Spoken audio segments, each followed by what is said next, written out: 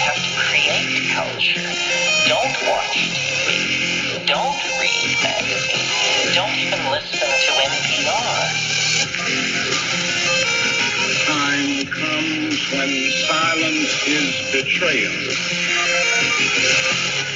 More for themselves and less for everybody else. But I'll tell you what they don't want. They don't want a population of citizens capable of critical thinking. They don't want well-informed, well-educated people capable of critical thinking. They're not interested in that. That doesn't help them. Think for yourself. Question authority.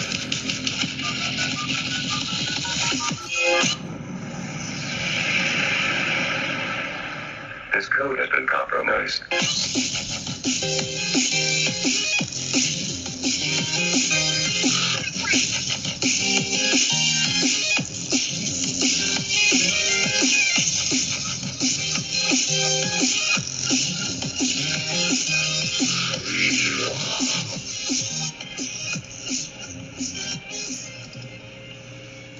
All right, we're back, Truth Seeker. It is Wednesday, May 27th, 2020. We got 2 hours left in the program, and joining us now is our special guest. His YouTube channel is Eric777 if you want to check it out. And from what I've seen of his channel, he focuses on exposing the Jesuits and their agenda, which is something I'm very focused on right now, so I thought I'd have him join us. So thanks for being here, Eric, and you got the floor if you just want to run with it. Oh, thanks, Zach. It's great to be here. I appreciate the invite, and you've been doing some great work with connecting this pandemic to the Jesuits with the Gematria. I'm not going to. I'm still have quite a bit to learn with Gematria. I'm not going to pretend that I'm on your level or anything like that in terms of the decoding with the numbers. But no, fantastic job connecting 201 to was it Ignatius Loyola? Right. Or Ignatius, right at 20 equals 201, and that was like the simulated. 3 months before the initial outbreak, they're telling us everything that's going on right now. Advocating with the social distancing and declaring emergency orders and the merging of the military and the private sector, like we're seeing now. It was all foreshadowed, and I have a video on my channel I recommend your viewers check out. Tony Fauci, who I think is a Jesuit, and that's why in my videos I put SJ, which is abbreviation for the Society of Jesus after his name. But he gave a speech at Jesuit Georgetown University, which is kind of like the Order's power center in the United States. Georgetown University was created the same year that the United States Constitution was written, I believe 1789. And Georgetown University had the identical seal to the United States government. Still does to this day. The founder of Georgetown University, his name is John Carroll, S.J., one of the most powerful figures in America at the time of the Revolution. And his nephew became the first mayor of Washington, D.C. And I call Washington, D.C. the District of Catholics because it's in between the states Maryland and Virginia, kind of like the Virgin Mary. And you have like the Vatican obelisk is there right at Washington, D.C. as well. And the U.S. Capitol building is an almost identical carbon copy model of St. Peter's Basilica in Rome. And in Washington, if you look at back in I think in the 1600s, the land now known as Washington was called Rome on the Potomac. That's just some background info. But Fauci was speaking at the Order's Power Center at Georgetown University, January 11th, 2017. And he said that they're absolutely certain that there's going to be a surprise outbreak that's going to ravage the world during the Trump administration. The entire thing has been foreshadowed. Just fantastic work connecting it with the Gematria as well. And and I'm looking into now the significance of 84 to the Jesuit order. And I think it's interesting that Pope Francis is in his 84th year. And this is all, just a few things you can look into that are huge with the Jesuits in 84. I mean, it's a number that comes up again and again. Ignatius of Loyola died 84 days from his birthday, and of course he's the founder. One of the first headlines when Pope Francis became Pope was that instead of driving around the fancy Pope mobile, he was driving a 1984. I forget what kind of car it was, but it's like a fudzy-dudzy car, since that's how he kind of models himself as this humble man who lives in the small shack and drives the old 1984 beat-up junker.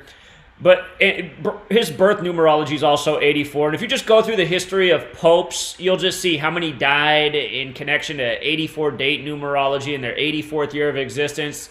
It's a number that comes up again and again and again. And Anthony Fauci's been there, the head of the NIH, since 1984, of course. But not to cut you off. Well, actually, it was 1984. Sorry to cut you off for a second. It was 1984 that the United States military government acknowledged the sovereign state of Vatican City.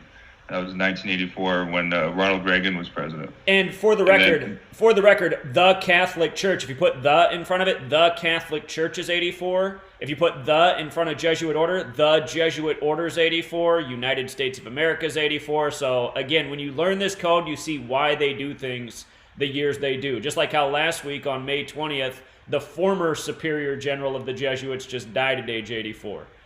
So...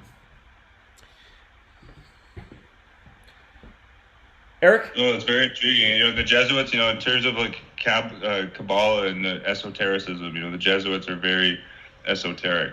Mm-hmm. I view them almost as esoteric sorcerers, mm-hmm. in a sense. They're very, very well versed in the occult studies, in philosophy, science. Like, people just look at the Wikipedia page of the amount of Jesuit scientists there have been. I think they'd be mind blown.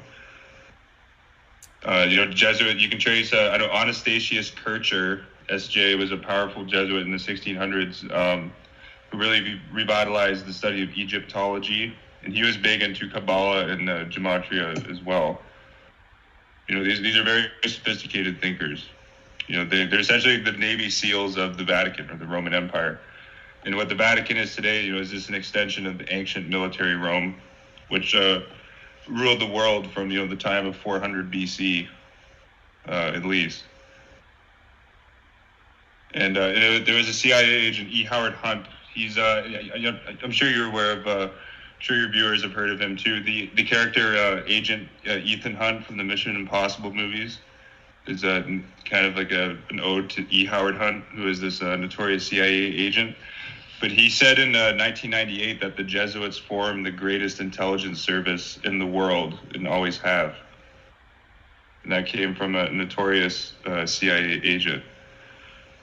It just seems that many people in the alternative media are not aware of quotes like this and aren't aware of the power that the Jesuits yield in general. Especially going to America, almost every single alphabet agency of government. If you look back to who were the initial founders, you'll trace it back to the Roman Catholic Church and the Jesuits, almost every time.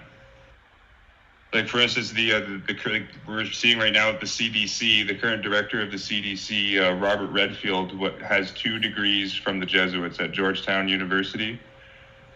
And recently, when he was giving his testimony, they had it over Skype calls last week. But you can even see Robert Redfield. You can see 2 photos of the Pope in his house while he was testifying to the Congress.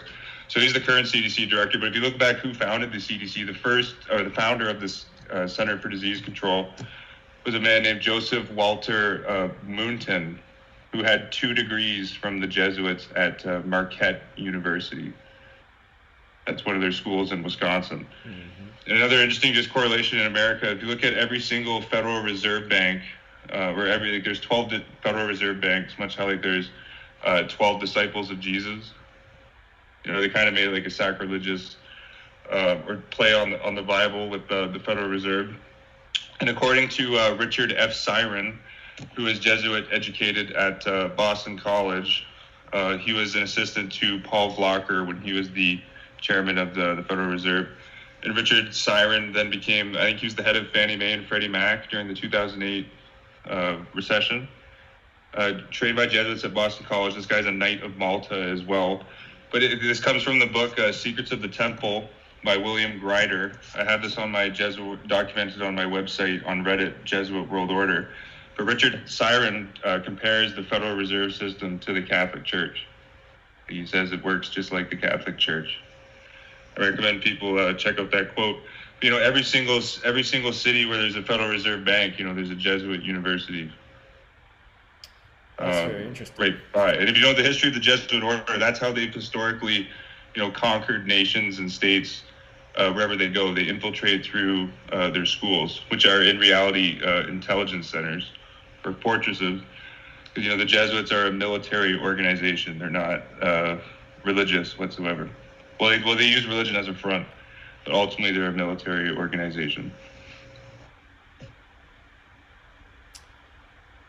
Question: are you aware of the 33-day Pope and what's curious about the last day he lived on this earth? Oh, absolutely. The Jesuit order's birthday. That also the birthday of Google. What was that? November September 27th, 27th. or October 27th? September 27th. Yeah, because September 27th. Yeah. he when he became Pope, he said his first order of business was to clean up the corruption in the Vatican Bank, and then he goes to bed on the Jesuit order's birthday and never wakes up again. So. And actually, this came from it's incredibly fishy, and this actually came from a Jesuit's book. I think this was a Jesuit named Raymond Schruth, S.J. He wrote a book called The American Jesuits. Or actually, no, this came from his book just called The Jesuits. He also wrote a book called The American Jesuits. But in his book, The Jesuits, people can find this on the resource website Library Genesis or libgen.is. But if you type in Control F, John Paul I, you'll see that Pope JP1 was actually going to have a meeting with the highest members of the Jesuit order the day after he died. Huh. Which I also think is incredibly suspicious. And absolutely, like the Vatican Bank, you know, doubtlessly is the reason for that he died. Actually, I just read a book on that whole scandal that involved Roberto Calvi and Michelle Sindona. I put it on my archive.org page, which is titled Eric Bowman 77. People want to search that up on archive.org. But that book's called God's Banker by Rupert Cornwell. It was written in 1984. But yeah, doubtlessly, I think that was to do with the Vatican Bank. You know, without a shadow of a doubt. And you know that shows also the Masonic hand. And actually, you know, I'll pull this up here on my blog because this is a very interesting source because this came from a Masonic author himself. I don't know, have you heard of the name Jean-Marie Ragon? I'm not familiar. Ragon? No, I'm not familiar. I guess his last name is spelled Ragon. Okay. But he was a French Masonic author who wrote in the middle of the 1800s. But he actually, I have this. This is on my website. People type in. I have this titled "French Freemason Jean-Marie Ragon wrote how the Jesuits completely controlled Freemasonry in 1841." And he says straight up here that the G in the Freemasonic logo and the logo of Freemasonry stands for the General of the Jesuit Order. Huh. You know, which is very fascinating. And actually, this is documented. I found this in a book titled Scotch Rite Masonry Profusely Illustrated. It was written back in 1888 by a Jonathan Blanchard. But he shows that in the 32nd degree of the Scottish Rite, they used the Jesuit motto, Ad Morgium El Gloriam, Del Gloriam. Right. Oh, very interestingly. And that scandal that involved the bankers, Michelle Sindona and Roberto Calvi, that had to do with the P2 Freemasonic Lodge, which both those men were members of.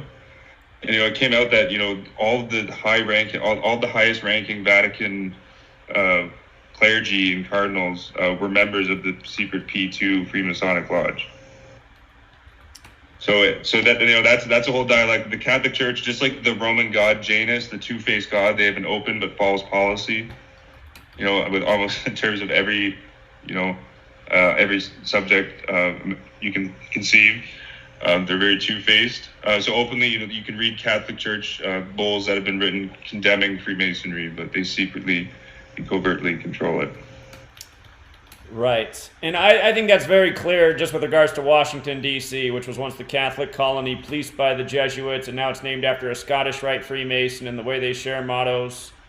So I think it's... Well, actually, I don't know if people know this. This is even, like, I know National Public Radio even covered this. I saw the Washington Post even mention this. This is like a standard encyclopedic history, but George Washington, the Scottish Rite Freemason, his famous rules of civility that he supposedly wrote when he was only 16 years old were in reality plagiarized from French Jesuits Huh. in the 17th century. Huh. That's interesting. That's interesting. And George Washington was said to call a Jesuit to his deathbed, that being Leonard Neal, S.J.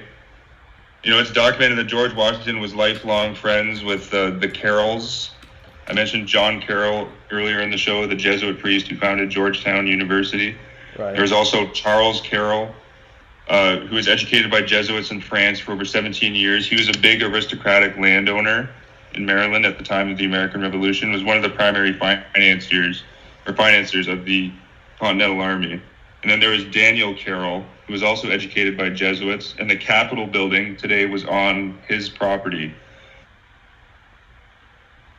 Prior to the Revolution. Awesome, yeah. So and if people, I have this in the post I did on the first mayor of Washington D.C. But this photo, I guess they say photos speak a million words. But on the gravestone of Robert Brent, who was the first mayor of Washington D.C., you can see the Jesuit IHS Sunburst logo on the Mayor Brent's gravestone.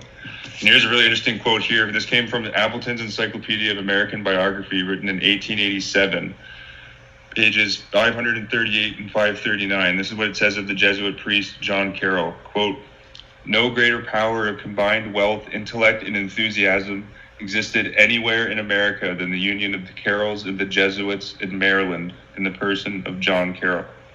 End quote.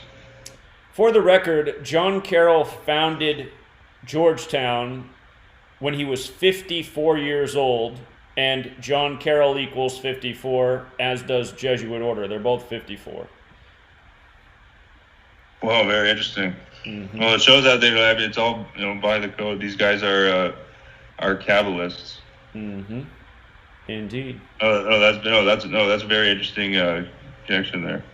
The Supreme General who just died last week, his name is 54 in the same cipher. That's a huge number there with them. The Jesuits 54.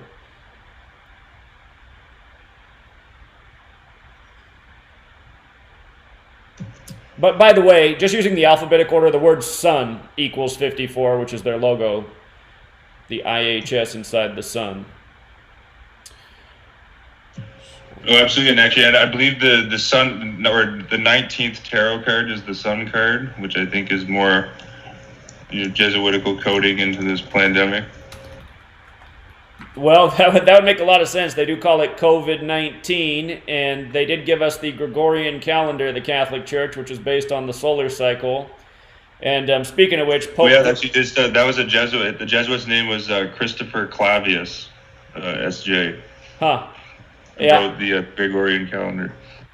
Yeah, Pope Gregory III, that the Gregorian calendar is named after. Gregory III equals 83. He died at 83 years old in months, which means he was in his 84th year of his life when he died as well. So that number one more time.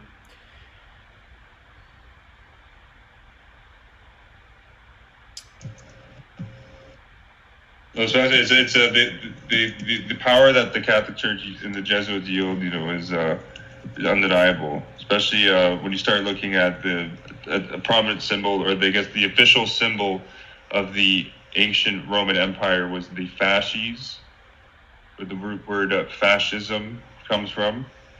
I'm sure people type in fasces U.S. House of Representatives, you'll see they're kind of like a bundle of sticks with kind of like an axe protruding out the top with like a wreath decorated on the outside of them.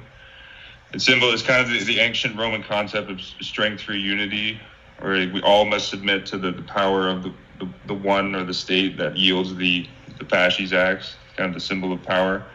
But there's two fasces actually in the U.S. House of Representatives.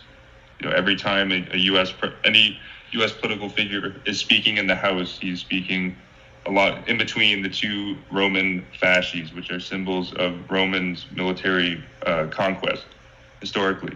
If you went back into ancient Rome, it was the lictors, who are kind of like our modern-day SWAT teams or militarized police.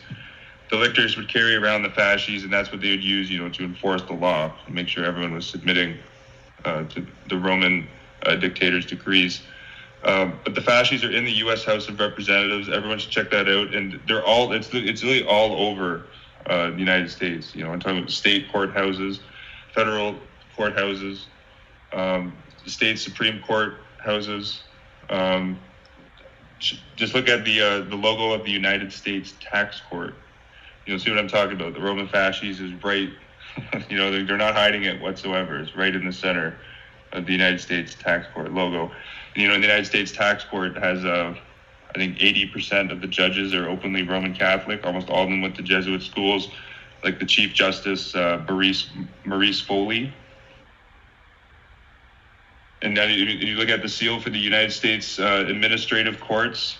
The seal has the Roman fasces right on it, as well as this fasces is on the logo of the Knights of Columbus, which alongside the Jesuits are another powerful Roman Catholic military order. Like Jeb Bush is a 4th degree Knight of Columbus currently right now, and so was the recent Speaker of the House, John Boehner, who also was educated by Jesuits at Xavier University. It's incredible. Like, this fasces is on the United States of the National Sheriff's Association official seal. They're not hiding it whatsoever. So I recommend people check out that symbol, because that fasces is the symbol of ancient Rome. And that's why Hitler used it, because Hitler was openly trying to recreate the Germanic Roman Empire that was created by Charlemagne. This fasces was used in Mussolini. It was the official symbol of Mussolini's fascist Italy. This Roman fasces seal. And this is it's incredible occulted history. Like, think of I don't know if have you seen like what the United States Supreme Court looks like, Zach? You mean in terms of the people who make up the Supreme Court? Well, yeah, or that too. Yeah, like I think right now, there's, in terms of judges, I think there's 6 open Roman Catholics with 3 Jewish justices. Right. And the 3 Jewish justices have all been honored by the Jesuits in subtle ways, like Ruth Bader Ginsburg, who received the Stein Prize from Jesuit Fordham University in 2001. And her late husband, Martin Ginsburg, was a professor at Georgetown University, which is, of course, Jesuit. And Stephen Breyer also received an award from the Jesuits at Fordham, that being the Stein Prize.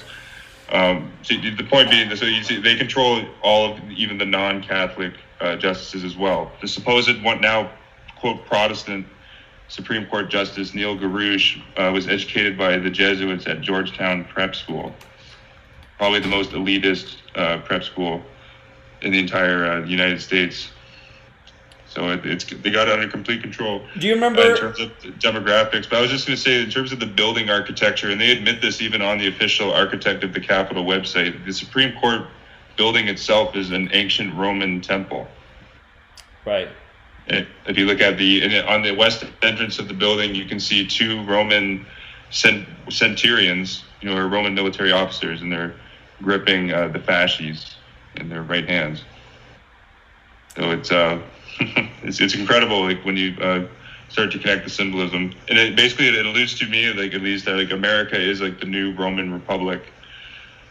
Just how there's been many books written on this. I got a few on my archive.org page. Like, one I can think of now was The Roman Republic and the American Republic. The subtitle is Perils of Empire.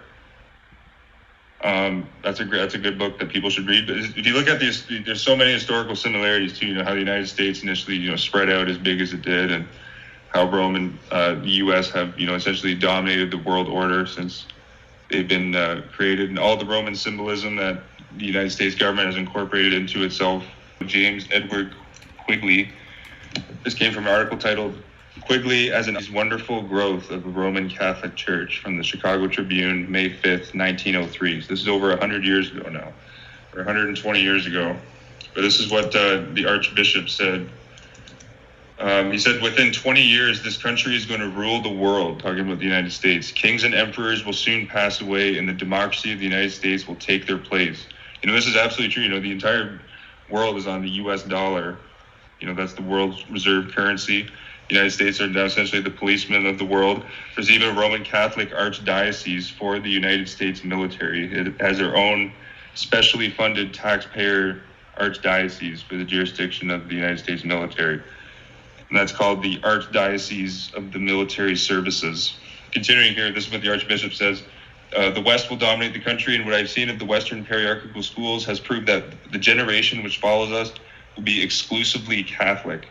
When the United States rules the world, the Catholic Church will rule the world. Should I keep going, or do you have anything to say? Or anything well, your pause is good because we got about 15 seconds before the commercial break. The commercial breaks are about 2 minutes long. And so if you just want to pause right there, the music will kick on any second. We'll be gone for 2 minutes, and then we'll come back. And I'm just going to keep going, man, because you are a waterfall of good information. So I think everyone's appreciating what you're sharing right now. Oh, thank you, Zach. I appreciate it, and feel free to jump in and cut me off every now and then too if you have something to add. Sure. You got lots of great stuff to say too, and I appreciate all the work you do. Sure. Thanks again for having me on. Yeah, we'll be right back, everybody. Sit tight.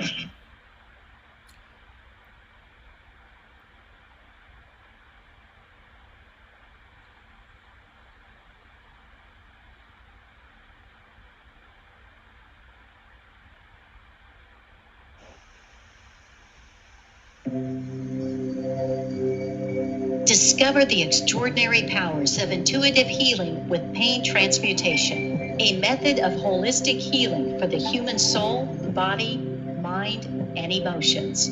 If you are looking for answers and a deep understanding of how to help yourself and the people around you to live a happier, healthier life, this is the right place for you. Learn how to read your soul's history in the Akashic Records. Remove negative energy attachments from your astral body and start the process of inner and outer pain transmutation. Join Pain Transmutation Community to get started on the path of intuitive healing. Change your energetic state. Manifest new and exciting experiences. Re-energize your life and build inspiring connections with others in our community. Balance of Nature's fruits and veggies in a capsule. It's a great product. And the one thing I like about it the most is that when you open the bottles, you can smell like the scent of the fruits and veggies.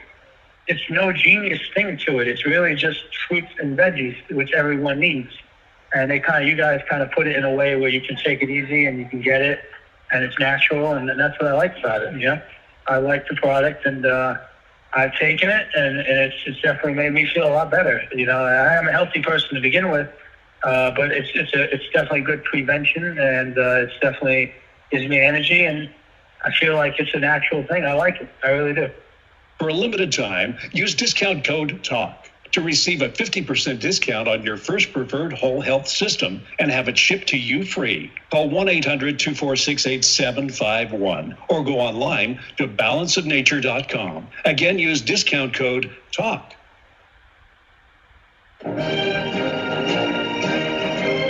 Hi, I'm Sergeant Jim Ram, retired. In early 2012, I was facing a laundry list of chronic health conditions that my physician was telling me were incurable. I knew there had to be a better way, and I learned how I could reverse every one of my ailments with science-based, clinically verified medical nutrition. In just a few months, I was able to reverse high blood pressure, gastric reflux, sleep apnea, arthritis, degenerative disc disease, heart arrhythmia, AFib, and many more. And I've lost over 70 pounds and kept it off. Now I'm hosting a radio program that's dedicated to helping my listeners do the same. If you're sick and tired of being sick and tired, if you're sick of being used as an ATM by your doctor, then you'll want to tune into the Your DIY Health radio program here on Truth Frequency Radio every Thursday from 9 a.m. to 11 a.m. Eastern and 6 to 8 a.m. Pacific.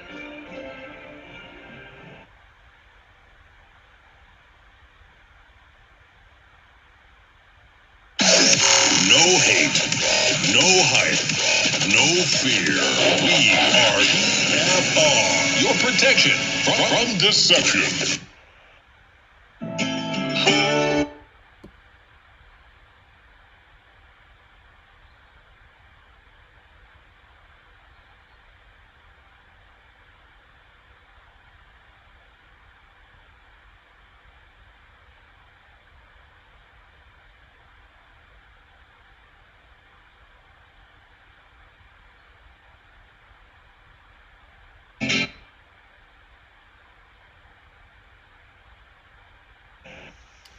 All right, we're back. Truth Seeker. It's the midway point. We got an hour and a half left. We got our special guest with us, Eric Bowman. His YouTube channel, if you want to check it out, Eric777, doing really great work and sharing with us some of his knowledge tonight. Eric, are you still with us? Oh, yeah, I'm still here, Zach. Sure. Just one thing I was trying to chime in with is, do you remember when they had the Brett Kavanaugh versus Christine Blasey Ford testimony? I do, yes. And he was talking about how much he liked to drink beer. For the record, that was on the Jesuit establishment date as well, September 27th, the good little Catholic boy Kavanaugh. So, again, when you pay attention to that date every single year, September 27th, they have some Jesuit-related ritual. And in 2018, it was the Supreme Court Theater. So, actually, when Kavanaugh came out at that time, I know Vice covered this. Kavanaugh said, what happens at Georgetown Prep stays at Georgetown Prep. Right, exactly. That's the Jesuit school in D.C., or their powerful prep school there. Yeah. All right, that says a lot about Donald Trump. If you look at who of his two Supreme Court picks been, both have been educated by Jesuits.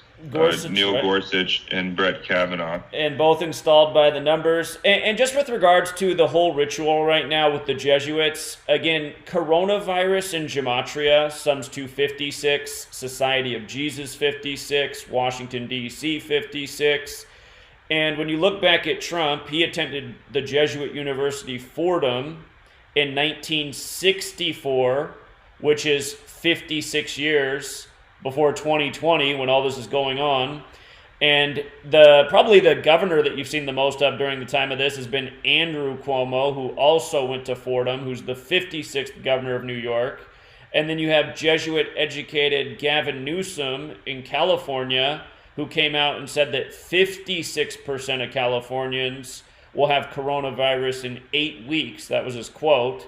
And of course, 8 weeks is 56 days.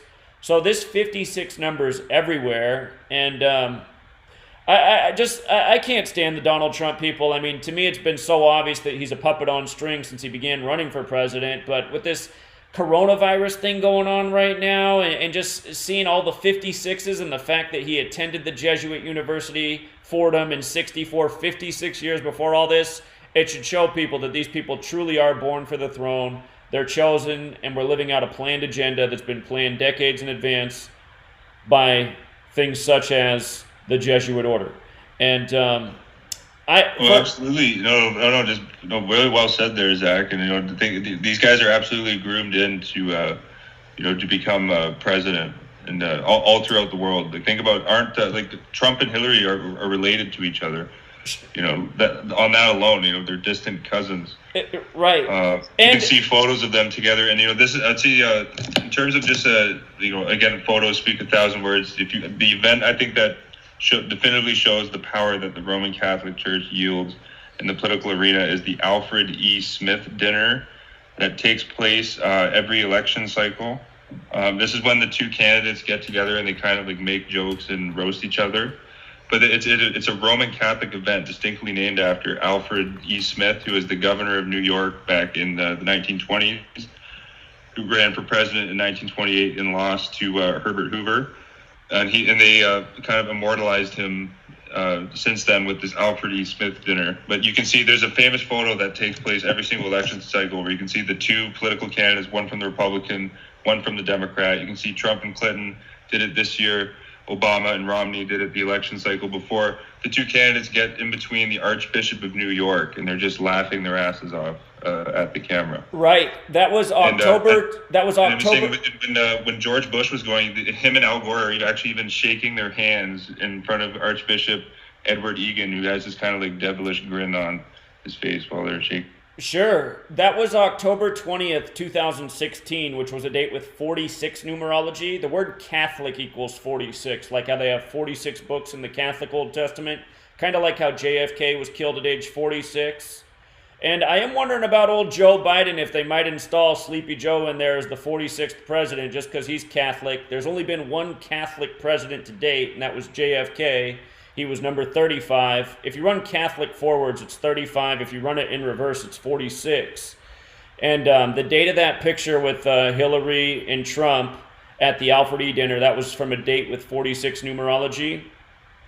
October 20th is also the day leaving 72 days left in the year. Jesuit order is 54 forwards, 72 in reverse, just like the superior general who died last week. His name's 54 forwards, 72 in reverse. So yeah, absolutely. I do remember that story very well from October 20th, 2016. You might also recall when Donald Trump went to the Vatican and posed with Pope Francis and Ivanka and Melania. Do you remember that one? Oh, absolutely. Yeah, and his wife is one of the, I think she's only like the second or third openly Catholic first lady as well.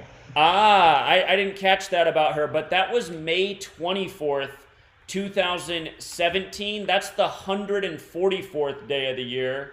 If you just use the alphabetic order, Jesuit order is 144. So on the 144th day of the year, with the first publicly Jesuit pope, you got Trump with that sinister look on his face next to the Pope who looked like he was pouty, and the two ladies, Melania and Ivanka, who looked like they were dressed for a funeral. So again, just when you know the code, you see through the rituals. And I'm not sure if you're aware of this either, but Pope Francis is the 266th Pope, and he's the first publicly Jesuit Pope. The IHS inside their logo in Latin stands for Isus Hominum Salvator, which in Gematria sums to 266, the big way, and 122, the small way. Again, Pope Francis is the 266th Pope, and Pope Francis equals 122. So again, when you learn this code of letters and numbers, you just see through every action by the Jesuits and how it's all perfectly coordinated and synced up. And I suspect that Pope Francis isn't really the first Jesuit Pope, but for him to be said that he is, you can understand why they do it with number 266. It's the number that represents what's in their logo. So I'll shut up now and I'll give you the floor again. So take it away. No, really well said, Zach. You know, I got to still learn more about the number code, but you know, it all ties in. You know, keep up the great work on that. You know, and when you add the Vatican angle on top, because the Jesuits are, like esoteric, like sorcerers. You know, Helena Blavatsky. Lots of people think she's a witch herself, but in her book Isis Unveiled, she accuses the Jesuits of being like black magicians. Like the biggest black magician in the world. And she also even wrote a separate article called, I think, Theosophy or Jesuitism, where she goes into more of accusations of the Jesuits being black magicians. She actually even says that certain Jesuits will hold like magnetic chains together. Huh. And if they want to like negatively influence someone, supposedly tap into, like the astral realm, and stuff like that. It's very interesting reading, especially coming from Blavatsky, because she's an occultist, seeing what she has to say about the Jesuits. But, the numbers code is very fascinating. And just before I go in again here with some info I pulled up, could you just reiterate like the event 201 significance to Ignatius of Loyola? Sure. So as the founder of the Jesuits. If you look this up in history, when Pope Clement XIV banned the Jesuits, they were supposedly saved by Catherine the Great, and supposedly the number of Jesuits that she saved were 201. And again, recently we had the Event 201 coronavirus outbreak simulation on October 18th, 2019, that was also the exact same day the Military World Games took place in Wuhan, China. And if you look up the history of the Military World Games, they began in Rome in the year 95. And 95 matters because the Jesuits' date of establishment, September 27th, is the day leaving 95 days left in the year. And the Jesuits were originally created to kill Martin Luther and his followers for writing the 95 Thesis against the Catholic Church. And, for example, Anthony Fauci, who no doubt is a Jesuit, his name Fauci equals 95. His birth numerology is 95.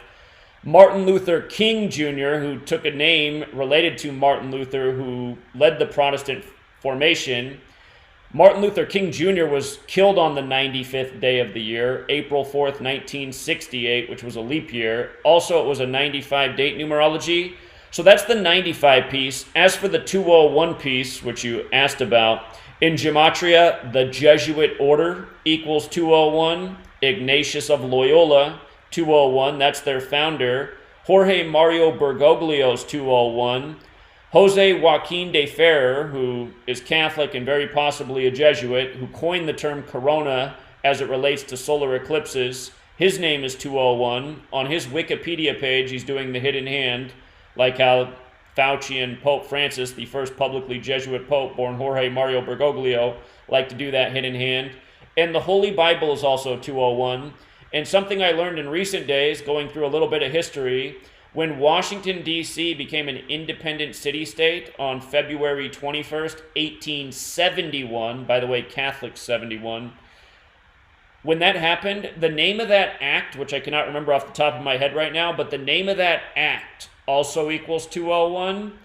And I suspect that that act in 1871, a Catholic number with a 201 name, I'm suspecting that that act had a lot of Jesuit Catholic influence behind it. A lot of people say that when that happened, Washington, D.C. went back directly under control of the Vatican, which seems very probable to me. Well, I believe that's the Organic Act. It is, yep. 1871. The official name of that equals 201. Oh, very fascinating. Well, that's when Ulysses Grant became president. Right. There's been many books written on this. Like one I recommend the viewers check out is called The Suppressed Truth About the Assassination of Abraham Lincoln. That was written by a female author, Burke McCarty, in 1922. She shows that the Jesuits, had a significant role to play in Abraham Lincoln's assassination.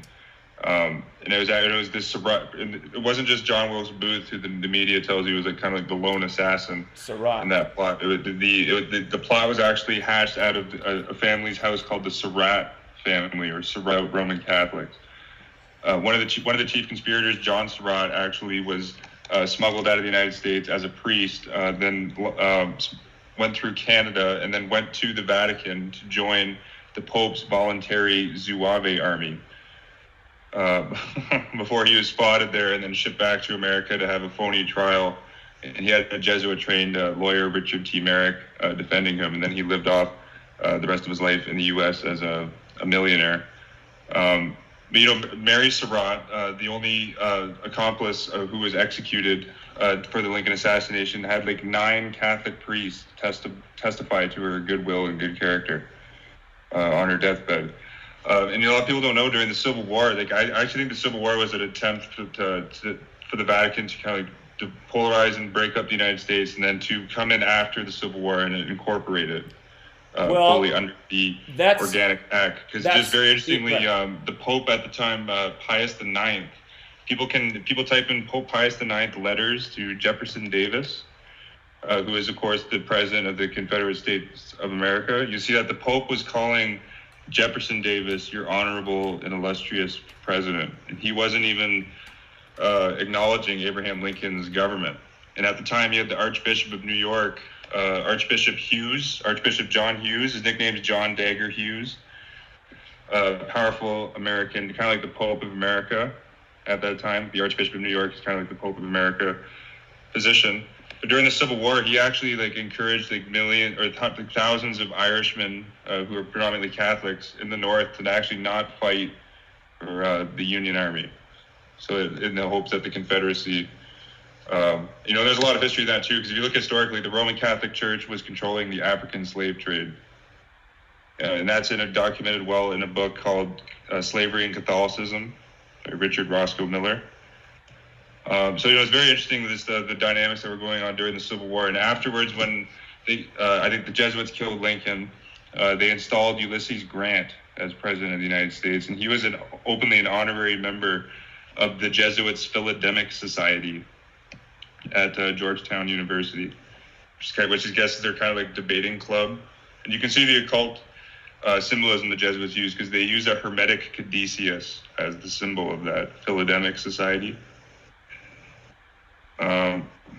And, Ulysses Grant actually went to see the Pope after he left presidential office later in his life. I think he went on like a world tour in the 1880s and saw Pope Leo the 13th. It's very interesting. With John F. Kennedy, it's kind of like an enigma because why would the Vatican assassinate a Catholic president? John F. Kennedy was a Knight of Columbus. If you read some of his early speeches in the 60s, he's praising the Jesuit order. Like you can find a speech he gave at Boston College in 1960, where he was saying good things about the Vatican. But there was one, but John F. Kennedy was principled, and there was one speech he gave at the Rice Hotel in Houston. Let me pull up the date of the speech. Let me see if this has any significance. But John F. Kennedy actually said that he's not going to bow down to the Pope whatsoever. That John F. Kennedy said he's not going to give U.S. taxpayer dollars for Catholic schools. None whatsoever, he said. He said there's going to be no U.S. ambassador to the Vatican while he's president.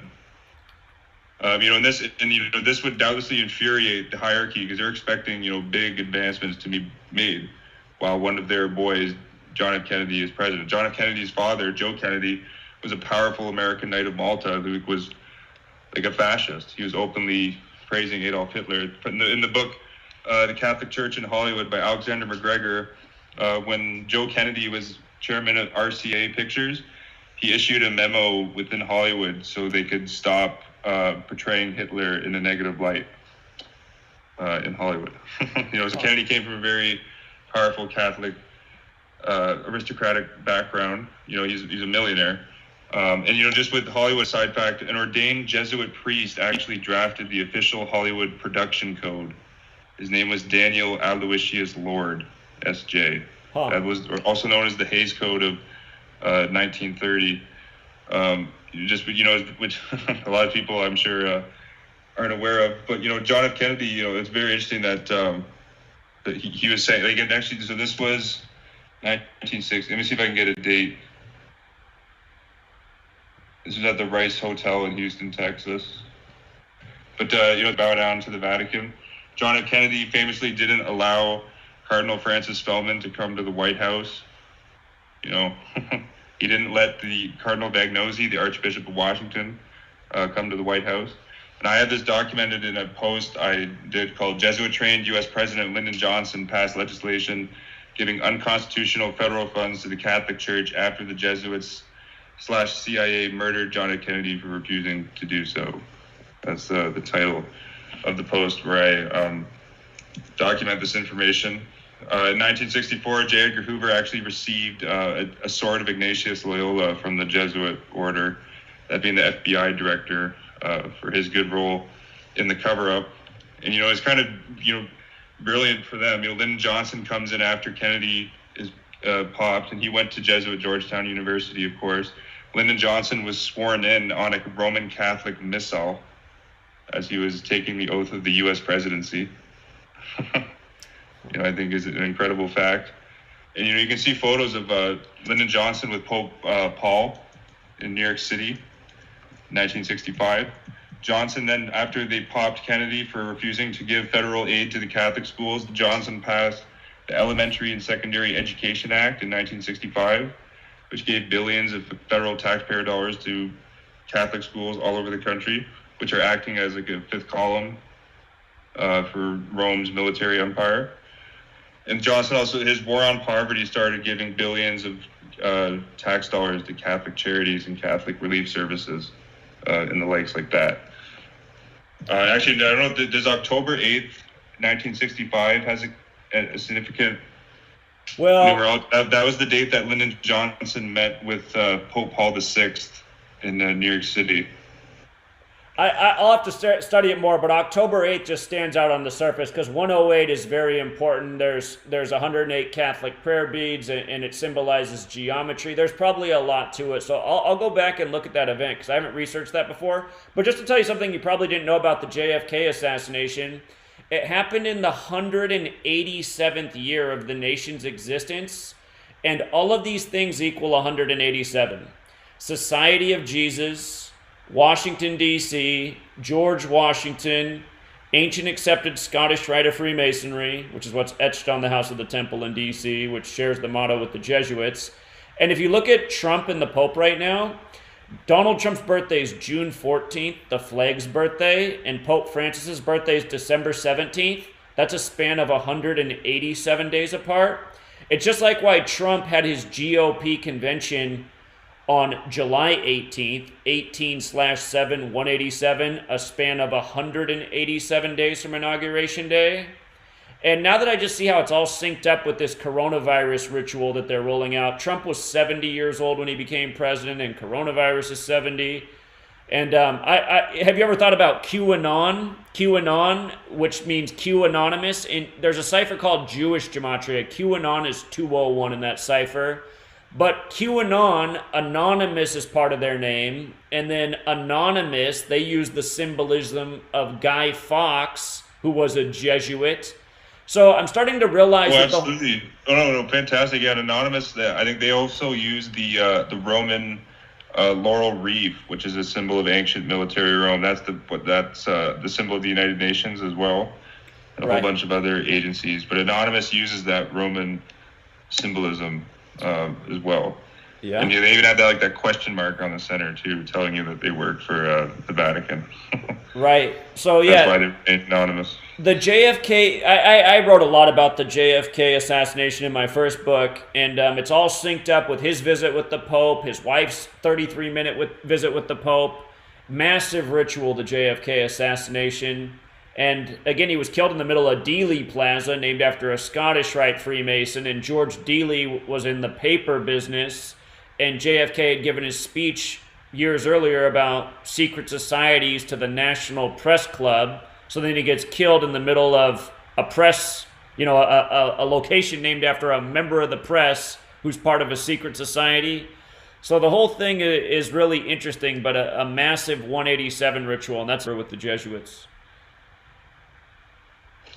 Oh, but fascinating stuff, Zach. And I'm going to have to get a copy of your book because I'm sure there's many other angles to the JFK death. Doubtlessly, it's super synced up with numerology. Because it was a Jesuit and through. Indeed. And that's what the director of the CIA at the time, John McCone, was a papal knight of Malta, a papal knight of St. Gregory the Great, and a papal knight of St. Sylvester. The head of the Defense Intelligence Agency at the time was going to become a Roman Catholic priest, that being Joseph Francis Carroll, the first director of the DIA. He got his doctorate from the Jesuits at Loyola Chicago. Like I said, Hoover received the Sword of Loyola. You can see the photo of that on the internet. I have a picture of it on my website. Actually, I'm going to see what date exactly Hoover received his Sword of Loyola, because that might be synced up with some interesting numerology. But you can see this. I found this. I just typed in Hoover Sword of Loyola right on Google search, and you can see it right from the Jesuit Loyola Chicago website. Let me see if I can get the exact day. 1964. Actually, they blocked off. Wow, on the website they blocked off the exact date. Look into that too. It's all ritual. I can guarantee without even looking at it. But yeah, it's usually the ritual has a lot to do with the date and a lot to do with measuring from the person's birthday to the date the event happens. That's pretty much how they operate. I guess I have to look into these dates more too. It's a very it's an important angle to the full picture. Mm-hmm. No doubt. Before we went to the commercial break, I was reading the quote from Archbishop James Edward Quigley saying how when the United States of America rules the world, the Catholic Church will rule the world. Right. And what this basically is, though, is that people should look at what this phrase is. The phrase is called the doctrine of the Pope's temporal power, and this goes all the way back to a document from 1302. Ultimately, it goes back to the forgery of the donation of Constantine back in the 7th century, where the popes forged the document from the Emperor Constantine. That they said for over 350 years, and in this preserved document, Constantine laid out that the Pope should have absolute sovereignty over all temporal authorities of the world. A kind of a laughable forgery that the Catholic encyclopedias even admit is a forgery, but everyone seems to still take these claims serious because every single world leader today bows down to the Pope kind of slavishly. and they all kiss his ring. But in a document that everyone should read, it's still on the internet, this was a papal bull from 1302. I don't know if you've heard of this document, Zach. It's called Unum Sanctum. This was Pope Boniface VIII, but he famously ended off this. This just epitomizes the Pope's temporal power. He says, "We therefore declare, say, and affirm that submission on the part of every man to the Bishop of Rome is altogether necessary for his salvation." In other words, they think everyone must become the slave of the Roman pontiff for salvation's sake. And this doctrine, is put into practice today. Like, actually, George Bush, I believe this was April 11th, 2008. So he had 4/11. George Bush gave an interview with a Catholic journalist, Raymond Arroyo, of the channel EWTN, and he actually said that he saw God in the eyes of Pope Benedict XVI. Huh. Very, very, very creepy. But the popes of Rome say that they're God. Like, that's actually that's the official Catholic doctrine. And this doctrine of the temporal power was actually admitted by National Security Agency, proving that they're acting as the Inquisition and the confessional did. Eric, we went into commercial. My fault. Sit tight. We'll be right back after the break, everybody. The information propaganda. This is why TFR is 100% uncensored, unregulated, and listener-supported. The shows on TFR are not micromanaged by the station, and our hosts are free to speak their minds however they please. As such, the views and opinions expressed on our station are of those who make them. If you happen to hear anything offensive on TFR, please send us an email to toughtitty@tfrlive.com, and we'll be happy to tell you that we really don't give a damn. We stand for freedom of speech and non-censorship. If you also stand for free speech, you can go to tfrlive.com/sign-up and sign up for a TFR supporter pass and help us in our mission to keep the airwaves uncensored and unregulated. TFR, your uncensored and unregulated protection from deception. A second day of protests. I'm Lisa Lacera, Fox News. A heavy police presence on the streets of Minneapolis after the death of a black man while in police custody this week. A white officer, along with 3 others, has since been fired and seen on video pushing his knee into George Floyd's neck while he screams he can't breathe and then goes limp. Police Chief Medaria Arredondo says he understands the need to protest, but is urging protesters to not become violent toward others. I direct our officers to practice restraint. That meant, quite frankly, that a building, a city facility, was significantly damaged. But I'd rather have that than our officers being involved in an encounter where either they get hurt physically or one person from our community gets. A full investigation. There is also a protest in solidarity in Los Angeles.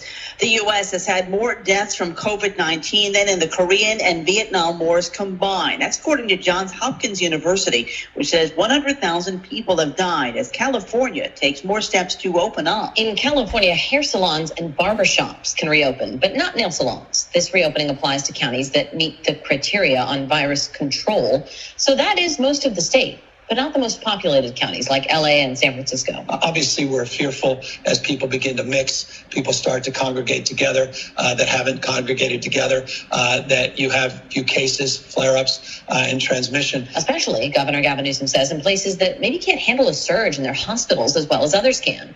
Earlier in the week, the state said church openings and in-store shopping can happen again. And Fox's Jessica Rosenthal reporting Peter Manfredonia, the suspect in a multi-state manhunt after police say he committed murder and kidnapping, is in custody in Maryland. That's according to Connecticut State Police. America's listening to Fox News.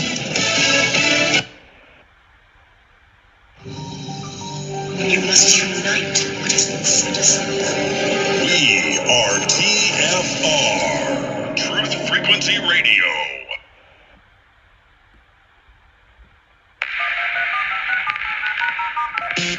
Condition orange.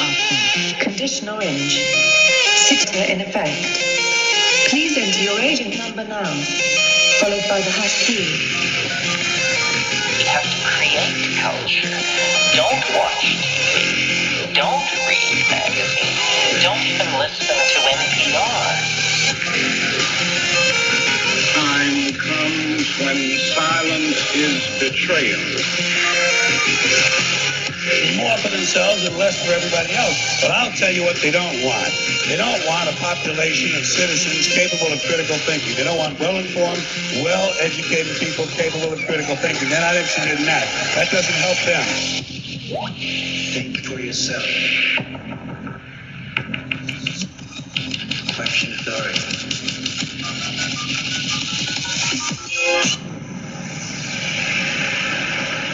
This code has been compromised.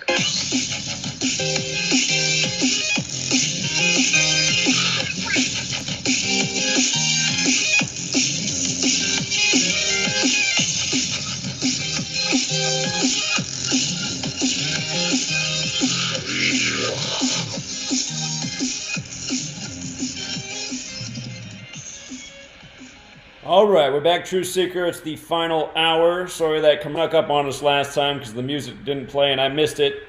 But we're here with our guest, Eric. He's got tons of knowledge and information on the Jesuits. And we're really getting after it here tonight because no doubt about it, the tip of the spear's been showing. The Jesuits are leading this worldwide agenda of coronavirus, which is a Trojan horse for us giving up, our remaining liberties so that we can be under the everlasting watchful eye of Big Brother pretty much across the world. And the Jesuits, for years, they've been warned about an organization within the Catholic Church bent on world domination. And it is happening right now at this time.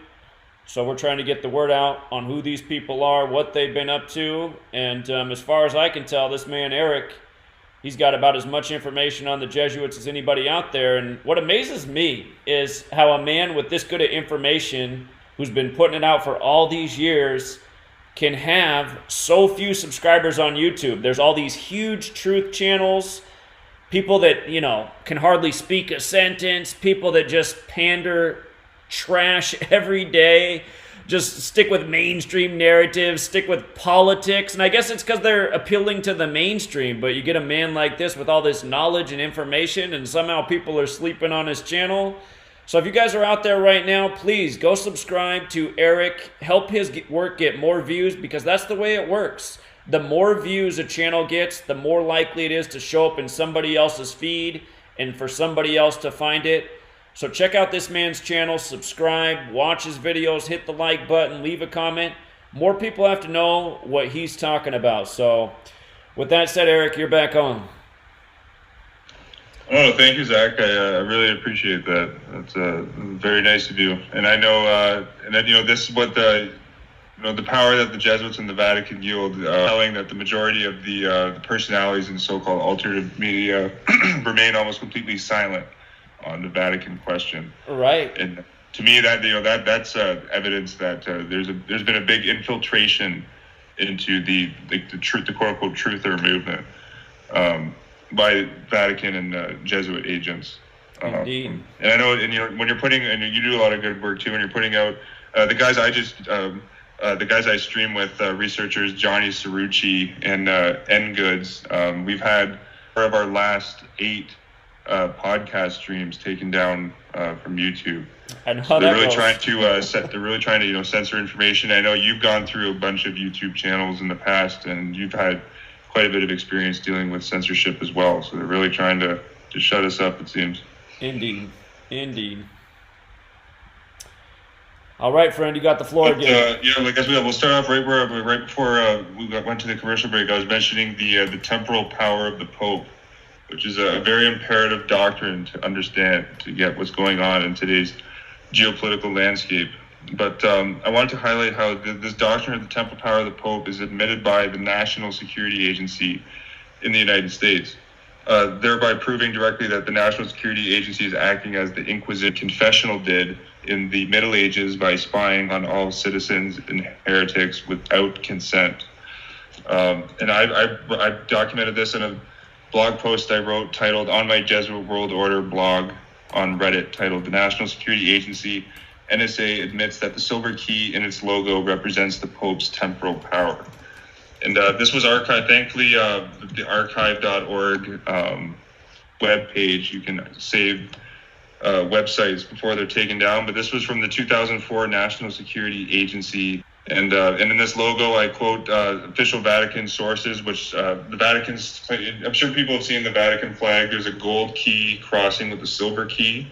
The gold key symbolizes the spiritual power that the Pope yields. They say that the Pope is God himself. And in this post, I cite a papal bull written in 1890 by Pope Leo XIII called Septime Christianae, where he says that the Pope must be shown obedience like God himself. Interesting. Which is completely ridiculous. But that's the spiritual key. That's his gold key. But the silver key is his political or his temporal power key. That's his power to rule all princes and kings and dominions of the earth. And so, right on the National Security Agency website, and I have in this post, they say here that the Dexter and so when people pull up a picture on their computers of the NSA key, you'll see that it's like an eagle, which, an eagle, there's all sorts of Roman symbolism with the eagle, the Gregorian eagle, but it's an eagle gripping like a silver key in his talons. And that silver key is the Pope's key. It's actually an identical engraving on the key. There's like on the butt end of the key, just like how the Pope's official key has it. But they see the NSA says here that the dexter and sinister talons of the bird clutch a silver key. The key in the eagle's talons, representing the key to security, evolved from the emblem of St. Peter the Apostle in his power to loose and to bind. It also symbolizes the mission to protect and gain access to secrets. And that's right from the NSA website. People aren't aware. The popes of Rome and the Vatican claims that St. Peter the Apostle was the first pope. And they say in the Catholic Catechism that the Apostle Peter passed down his power of loosening and binding to the popes. So, the NSA is saying this right here that they're serving the Pope. Back in the Inquisition days, everyone was subject to get their house raided to make sure they weren't reading books from heretical authors or, access to information that guys like me and you are putting out there.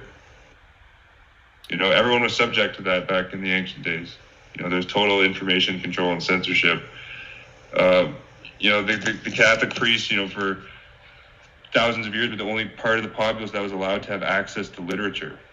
They want to keep the masses dumb, deaf, and blind, metaphorically.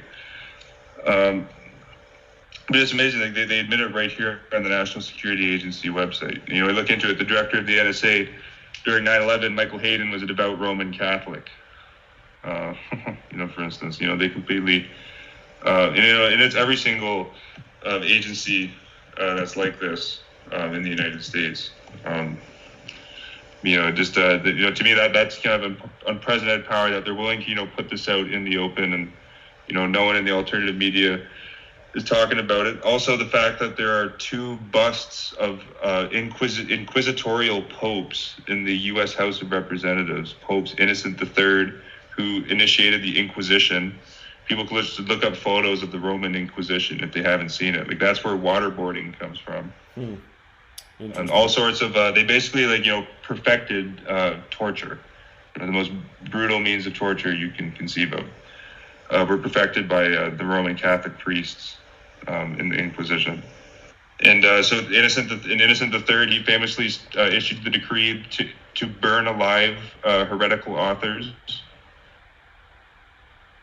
So people, just so people get some context, guys like me and you, Zach, if we were back in, living in the 1300s and we published research like we're doing now, we would doubtlessly, be heretical authors, quote unquote.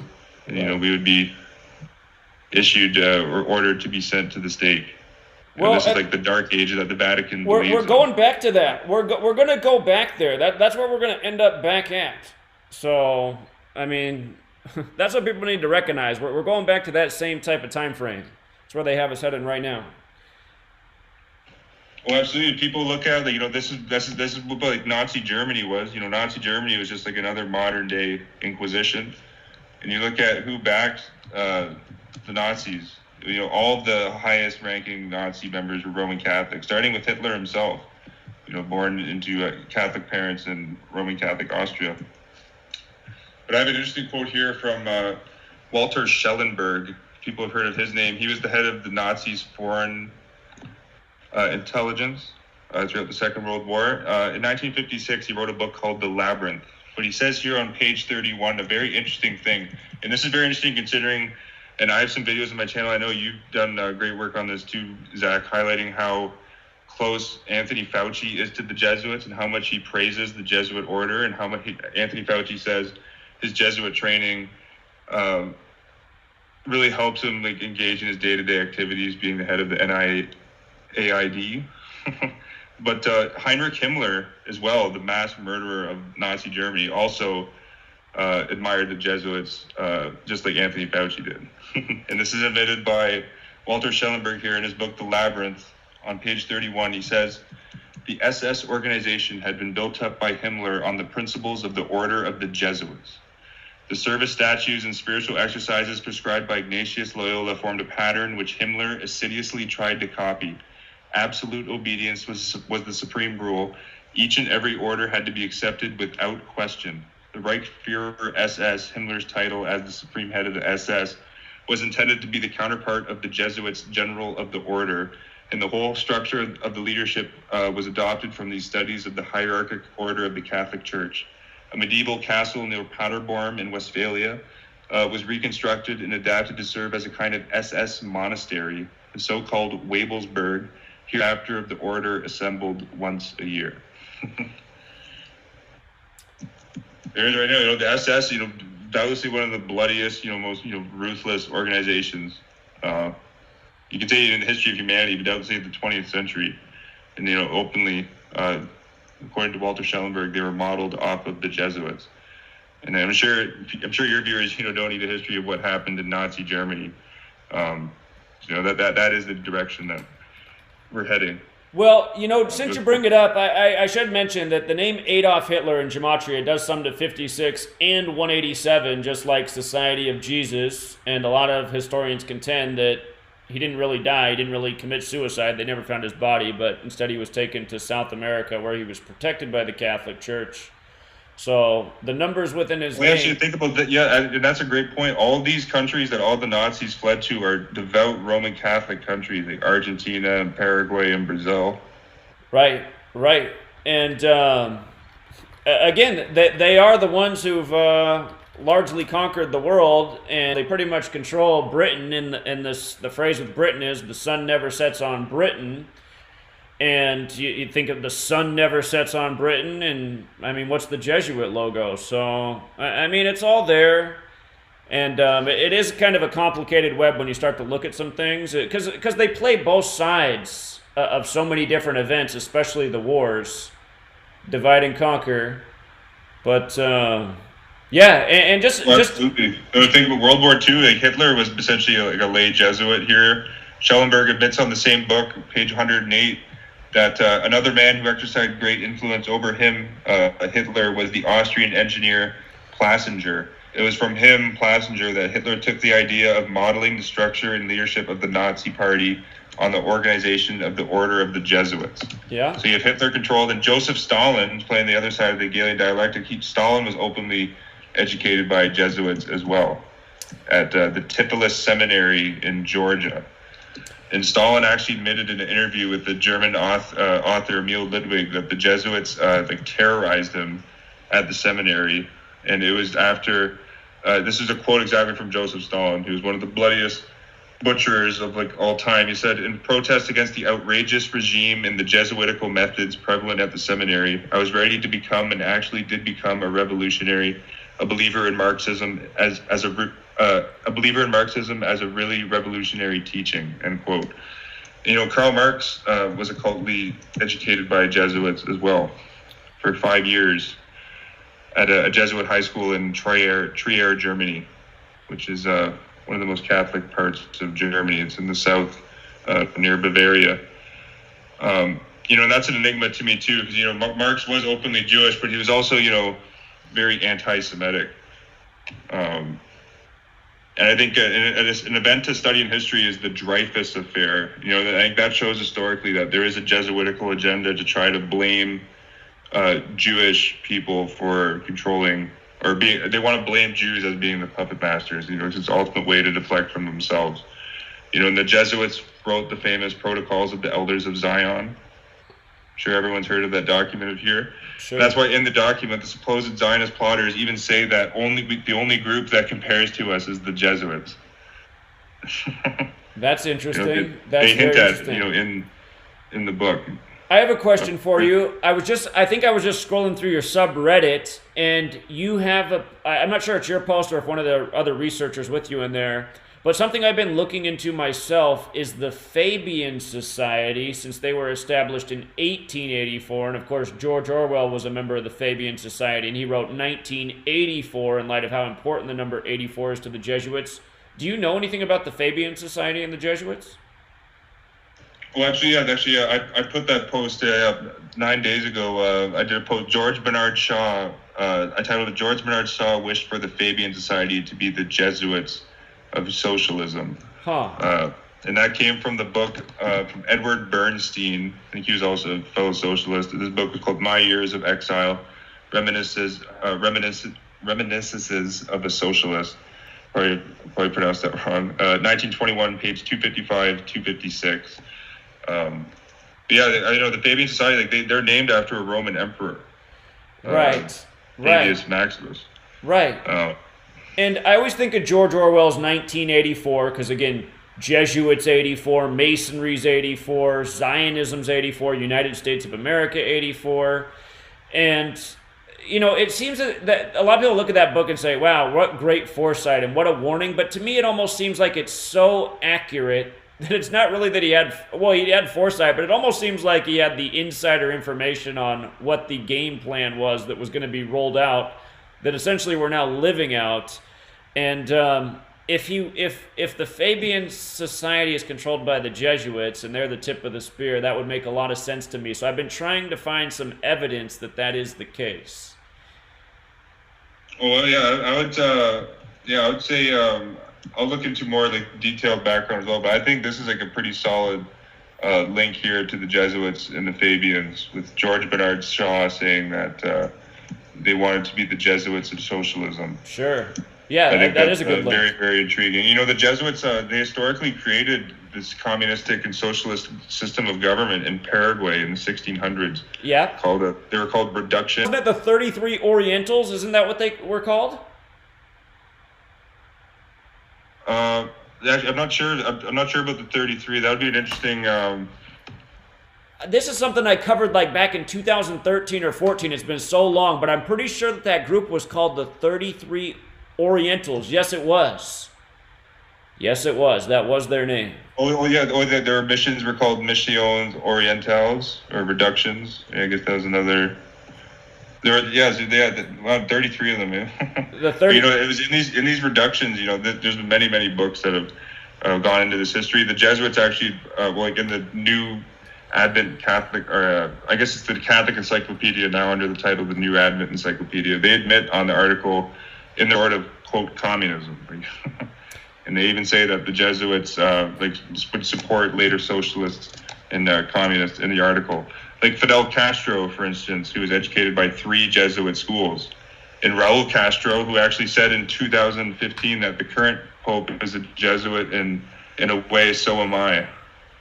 The most brutal from Raul Castro. The most brutal Jesuit rituals I've seen in the time I've been doing this are the death of Fidel Castro and his son. They're both perfectly synced with Pope Francis's visit with them. I have to go back and look at it, but it's just amazing what they did. And yeah, of course, Castro was a Jesuit, so yeah. Well, it's like that's in terms of Hegelian dialectic. I think that's one of the biggest Hegelian dialectics ever. The Jesuits both created modern communism and fascism. Simultaneously. Yeah. And you can say even democracy is ultimately, democracy, as you can say, has historically been a farce, ever since because the Roman Republic was, supposedly a quote democracy, and the state and the Roman Republic had the absolute power of life and death over their citizens, which doesn't sound like a democracy to me. Now we're seeing this all over the world with states of emergency being declared everywhere. If you look back historically, where does that root back to? It goes back to ancient Rome. They would declare a Senate consultum altinum, or a Senate Consultum Altinum, it's hard to pronounce it in Latin, and then they would also issue tumultuses for internal emergencies. But in terms of like just suspending the Constitution and a democratic form of government to go to temporary emergency war powers, martial law, that goes, historically back to the Roman Republic as well. And, we're seeing that all over the world today. That's probably unprecedented. I'm pretty sure is there a country in the world that isn't in a state of emergency right now over this COVID pandemic? It's right. Fast. Right. Just by the way, to chime in on the death of Fidel Castro, I had to go back and look at it. He met with the Pope on November 25th, 2016, Pope Francis, and he died February 1st, 2018, 2-1. The word Jesuit equals 21 the small way, 84 the big way. So he dies on 2-1, 433 days after meeting Pope Francis. 433 is the 84th prime number. And then I want to say his son died 433 days later. So it's just, again, the Jesuits, they don't mess around with this code. And when you know it, you just see through what's really going on. Even the death of Fidel Castro and his son, who were both Jesuits themselves. So it goes to show they kill their own by the numbers. It's just like Ignatius of Loyola dying 84 days from his birthday. And I'm not exactly sure why that is the case. I don't know if they believe in reincarnation or what, but something's going on there. Well, they definitely do kill their own. An interesting case of that was, I'm sure your viewers have heard of Tim Russert. Oh, of course, Tim Russert. Yeah. NBC. He actually, I know he went to 2 Jesuit schools, and I think he had was John Carroll in Cleveland, which I mentioned John Carroll when I came on earlier. They named that after the founder of Georgetown. But Russert went to John Carroll University. I think he went to Scranton University as well. You can see that on his Wikipedia page that he was affiliated with 2 or 3 Jesuit schools. He was one of theirs. And Russert admitted to going to Bohemian Grove. I know. In Bohemian Grove, the keepers of the Bohemian Grove are a Roman Catholic secret society called the Knights of St. Hubertus, which is a very interesting fact. But Tim Russert famously questioned John Kerry, who has a doctorate from Jesuit Boston College, and George Bush on their affiliations with Skull and Bones, a secret society based out of Yale University. Interestingly, Yale University in New Haven, Connecticut, is where the Knights of Columbus were founded. Connecticut equals 46 like Catholic. And Skull and Bones gets their symbolism from the Knights Templar, another order of the Catholic Church. And if you look at the Knights Templar, supposedly the date that they ended officially in history, which they didn't really end, but it's March 22nd, if I'm not mistaken, 322, just like Skull and Bones, 322. And then they say that Skull and Bones is the offshoot of the Bavarian Illuminati. And if you look up the founder of the Bavarian Illuminati, Adam Weishaupt, he died on November 18th, which is the 322nd day of the year. So, fascinating. Wow. Interesting connection with Weishaupt in 322. And if people aren't aware, he was actually like a Jesuit. Like he was a professor in Roman Catholic canon law. Right. Which is the doctrine of how the church rules politically. And he openly, even the encyclopedias say that he was brought up his entire childhood with the Jesuit order. Yep. Just very fascinating. There's many interesting Roman Catholic connections. Reportedly, one of the idols of Skull and Bones is a Catholic mystical figure, Don Quixote. Right. But there's many, William Buckley was a Knight of Malta, educated by the Jesuits, the founder of the National Review and a high-ranking CIA intelligence officer. He was a famous bonesman. Numerous connections that show that the Catholic Church is controlling Skull and Bones and Yale University in general.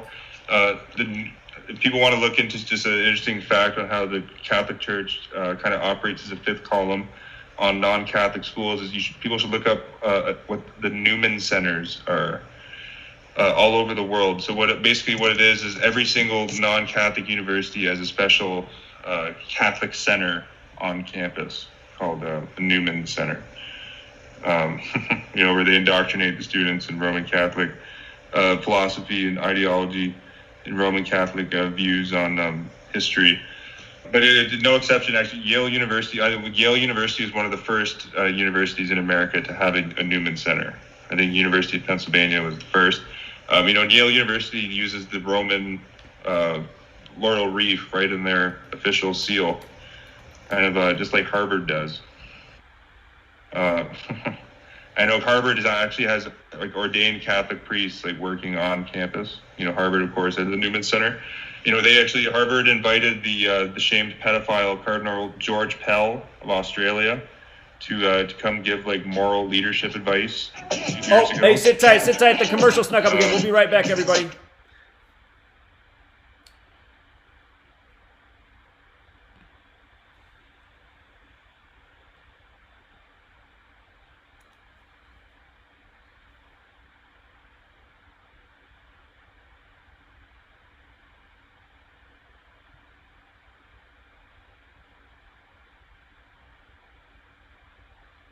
A 7-herb combination made from garlic, cayenne, hawthorn, bilberry, ginkgo biloba, valerian, and milk thistle.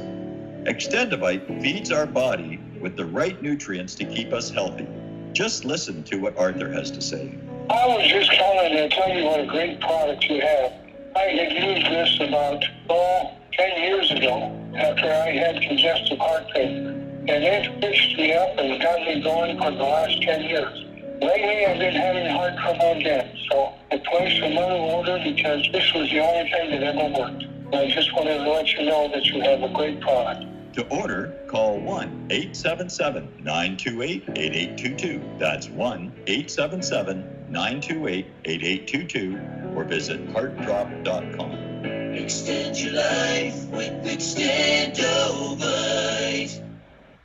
Hey folks, guess what the #1 email? You ready? We love this tea. We love this tea. Time after time, week after week, we love this tea. Life Change Tea gives you more energy, a beautiful cleansing, and fulfills its slogan perfectly. The tea that makes you go. So if you want to be on your health game, log on to getthetea.com and order Life Change Super Strength Tea. Packages come in a 1-month supply, and when you brew this stuff, wait until you see the results. Aren't we all about the results? And with a lot of people's health struggling, we can use a little bit of help. Doctors will tell you disease starts in the gut. So log on to getthetea.com. That's getthetea.com. Be our next email saying, I love this tea. I love this tea. Get the tea at getthetea.com. Helping America one tea bag at a time.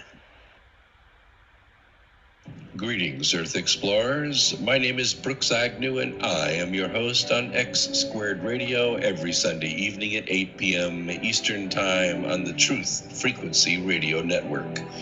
This is where the past meets the future.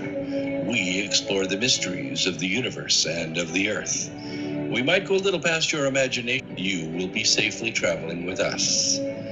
We will dissolve the propaganda of dangerous people with dangerous plans for the planet. We will discuss the latest technologies and challenges for humankind. We will discover the safest place for you to stand when the thinkings and doings of mankind come flying apart, and how you can be one of the people that helps put it back together. Join us.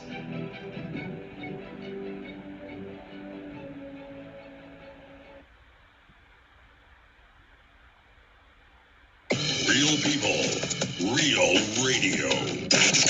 Wherever you are, make it TFR. Truth Frequency Radio.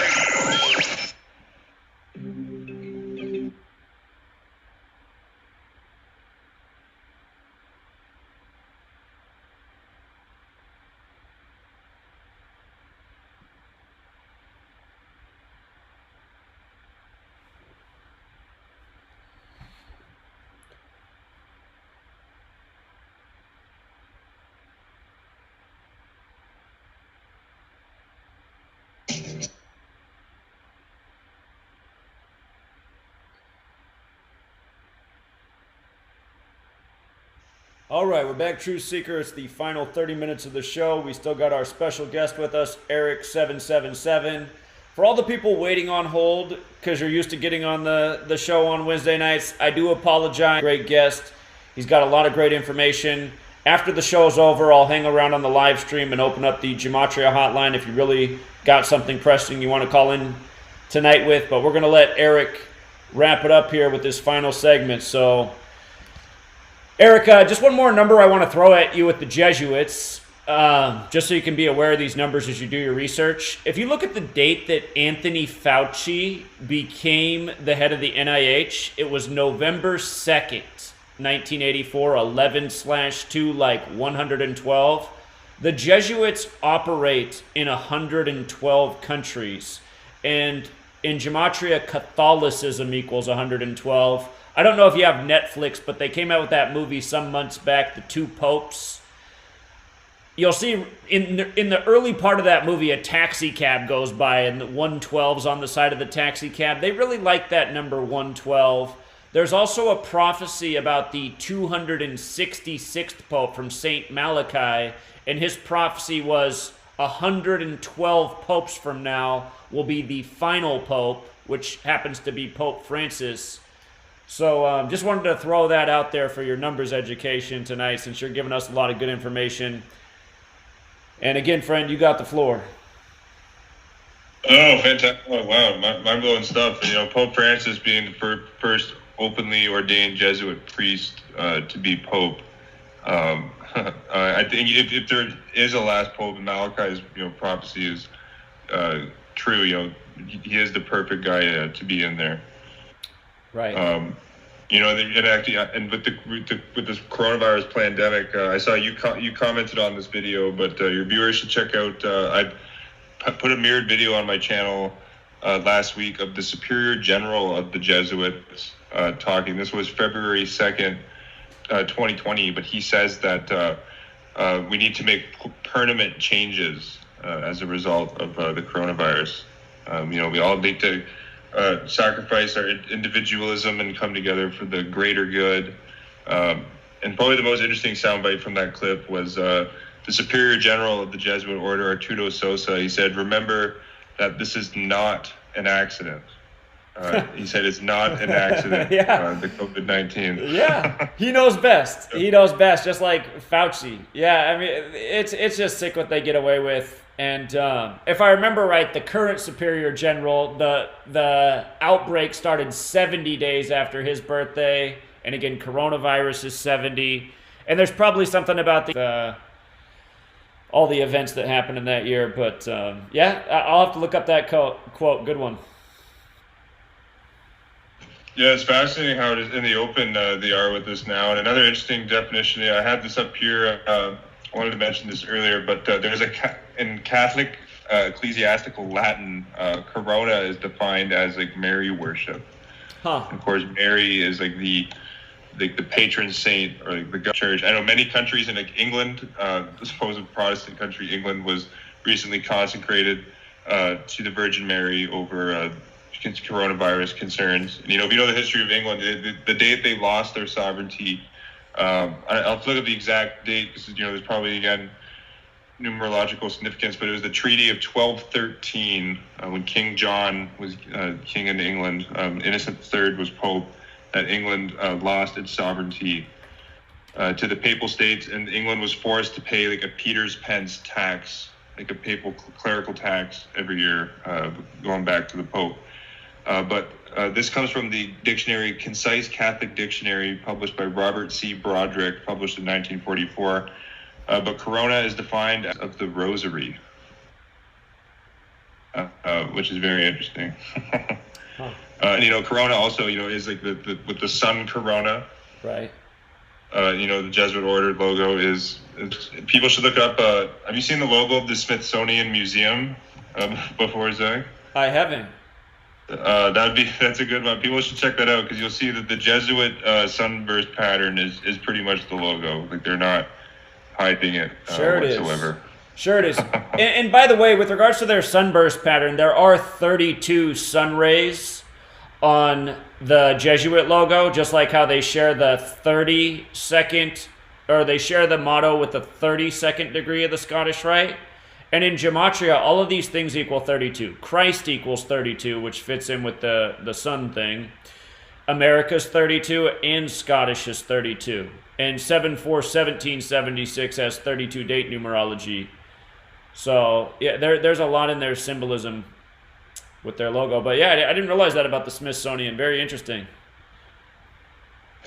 Well, it's fascinating. Actually, another really interesting one I found is on Jeffrey Epstein's pedophile island in the Virgin Islands. He had a sundial there. Huh. And the Jesuit sunburst pattern in the sundial. There's not quite 32 rays of the sun, but the Jesuit sunburst pattern, how it alternates with like a straight line and then a wavy line. Uh-huh. The center of the sun. Epstein had that kind of pattern on his sundial.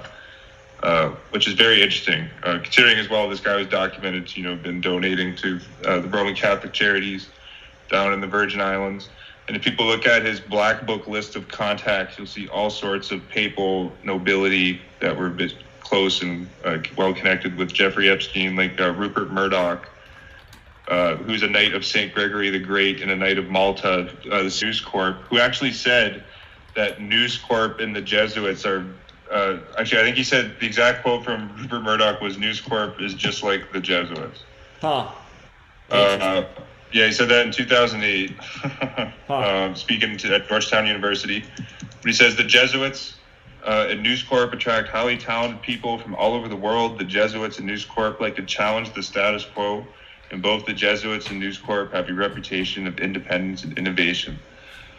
And he goes on like a bit after there, but there you go. There's Rupert Murdoch literally saying that the Jesuits and News Corp are one and the same. He was on Epstein's blacklist. Huh. Just the tip of the iceberg in terms of the Vatican papal connections. Like there's a really interesting Catholic aristocrat, Rosa Monckton. Her brother, Lord Christopher Monckton, was a Knight of Malta, was one of Margaret Thatcher's chief political advisors. But Rosa Monckton openly is good friends with Jeffrey Epstein. She's devout Roman Catholic, has about, I think, 10 children's charities, which makes it, even more, sinister, I think, and cringeworthy. And she's in Epstein's, book, like 20 entries on the book. They're documented being great friends. Rosa Monckton said Epstein's like an onion. You peel one layer off of him, you find a new layer of personality underneath. Like the Habsburgs were visiting Jeffrey Epstein. I'm sure people have heard of the Habsburg family, an ancient Roman Catholic, powerful nobility family. At one point, there was a Habsburg on the throne of like every country in Europe. Huh. At some point throughout history. But definitely, that Jesuit sunburst pattern is very, it's you see it, quite a bit of. It's even kind of there's a Jesuitical sunburst even on the logo of the Central Intelligence Agency, the CIA, which I call Catholics in Action. It was even admitted by the Catholic Register that the CIA is Catholics in Action. Huh. So let me get the title of the article. It's called "Why Catholics Thrive in the CIA," and it was done by the Catholic Herald, May 6, 2016. And they actually give the CIA the Catholics in Action nickname here. Huh. But the founding father of the CIA was a devout Roman Catholic, William Donovan, the head of the Office of Strategic Services, which was the World War II precursor to the CIA. But he was as Roman Catholic as one could be in terms of wanting to serve the political temporal power of the Pope. William Donovan was knighted personally by Pope Pius XII in 1944 with the Knight of St. Sylvester. And on his statue in Langley, Donovan is cited as the founding father of the CIA. And the majority of CIA directors and deputy directors have, and even in this article here, Why Catholics Thrive in the CIA, it says, quote, "Some of the most influential directors in CIA history have been Catholic. Men such as Walter Bedell Smith, John McCone, William Colby, and William Casey. They were not just casual Catholics, they were devout mass goers, in many cases, members of groups like the Knights of Malta." Very interesting. We got about almost 20 minutes of show left. Actually, I guess it's more like 16, 17 minutes. Something I'm curious if you've done any research on is the establishment of Israel and the Catholic Church being behind it. And my thoughts on that is the Balfour Declaration was written November 2nd, 1917, addressed to the Rothschild. And November 2nd is a very interesting date, 112. Again, like we mentioned a moment ago, the Jesuits operate in 112 countries. Catholicism equals 112. What also equals 112 is Judaism and Zionist. And the language of Zionism is declared establishing a Zionist state using, the British partition of Israel or whatever they referred to it before. But then not only that, but then when Israel was finally established on May 14th, 1948, with David Ben-Gurion declaring it, May 14th is written 14/5 in the majority of the world, and Catholic equals 145 when you run the alphabetic order in reverse. The name David Ben-Gurion's 145 with just the alphabetic order. So I see the Catholic fingerprints there with the establishment of Israel in terms of the way they operate by the numbers. And just wondering if you had any... Oh, very interesting. Actually, interesting with Arthur Balfour is in the book, The Letters of Arthur Balfour and Lady Elcho, wrote the Balfour Declaration. This Lady Elcho on one page says that, she says Balfour just... one day, he was sitting up and perked, and he had the splendid smile of a Jesuit priest. That was the language that this Lady Elcho used in this book, The Letters of Arthur Balfour. Wow, and, Elcho, that's just what I mean. Which is very interesting. And going back to even before Israel was founded as a state, Theodor Herzl, I guess you could say, is one of the modern founders of the Zionist movement, really. Theodor Herzl had a private audience with Pope Pius X, I think in 1904. And many leaders of the Zionist movement sought the Pope's political approval and guidance in terms of before the State of Israel was created. Leaders like Nahum Sokolov and Chaz Wiseman. And interesting, going back to I did a post on the Rome Rules subreddit a long time ago on this, but the man who founded the Bilderberg Group, his name was Joseph Redinger. SJ. I think he was a Jesuit. He was openly educated by Jesuits, a devout Roman Catholic. He admits to meeting the Jesuit Superior General at the time, Vladimir Lidachowski, in Zurich, Switzerland, in his memoirs.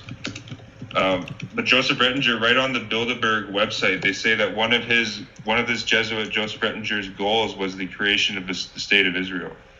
Right from the Wikipedia website. Between 1906 and 1920, Jesuit Joseph Rettinger, worked on projects as diverse as the definition of a reorganization plan for Central and Eastern Europe wanted by the General of the Jesuits, the Polish Count Lidachowski, the creation of a world government with the British Federalist Arthur Capel, the creation of the State of Israel in collaboration with some of the leaders of the Zionist movement, such as Cham Wiseman, who I believe became the first Prime Minister of Israel, and Nahum Sokolov. And if people look at Nahum Sokolov's Wikipedia page, you'll see that he had two audiences with the Pope. Wiseman also had a papal audience. Rettinger was one of those who best understood the contribution of the United States in the post-war world, contributing more than any other to the establishment of the transatlantic Bilderberg Group. But to me, I think Israel is the Pope's Latin kingdom of Jerusalem. It makes a lot of sense. And with regards to your Bilderberg Conference point, the first Bilderberg Conference was in the year 54, like Jesuit Orders 54, like John Carroll's 54, who established Georgetown at age 54. That was my first ever observation about the Bilderberg Conference and wondering how much influence the Jesuits had. Just for the record, with regards to Theodor Herzl, who you also brought up, he died at age 44 years before the establishment of Zionist Israel.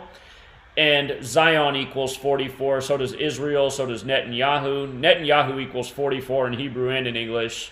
And he died on July 3rd. The name Theodor Herzl equals 73, like sacrifice, and he is considered the founder of modern Zionism. So it seems that he was truly sacrificed by the numbers with the planned establishment of Israel on the date that they did.